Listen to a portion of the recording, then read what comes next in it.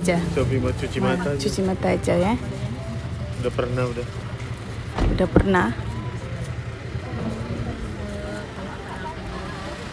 Sama aja lah. Cuci mata aja.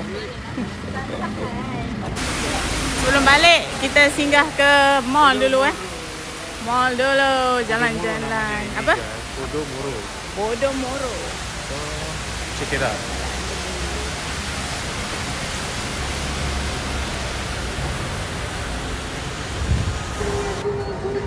Mana kalau tempat macam ni betah kan?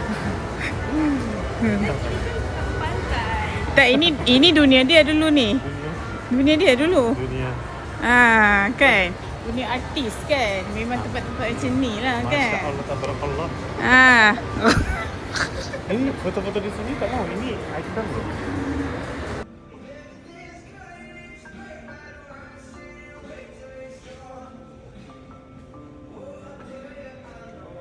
Masya Allah. Kan?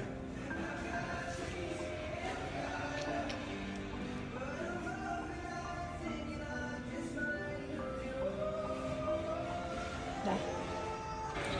Review. Habis tu. Makanan last untuk hari ni. Sila sikit. Jangan sedih. Jangan. Next vacation. Jangan Ada. sedih dalam hatinya. Cepatlah balik. Nak bagi hadiah ni dengan kawan-kawan aku. Horas. Kita nak balik dah masing-masing korang. Jangan balik. Alright, itulah last. Masing-masing nak berpisah dah. Episode berikutnya. Bye semua.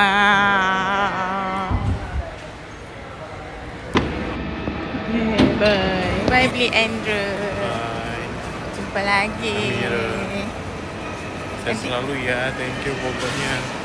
Udah gak kuat.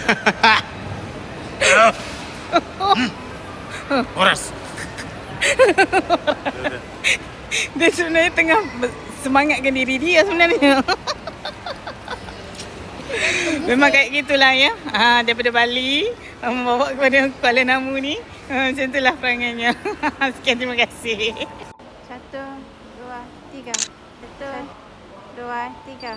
1, 3.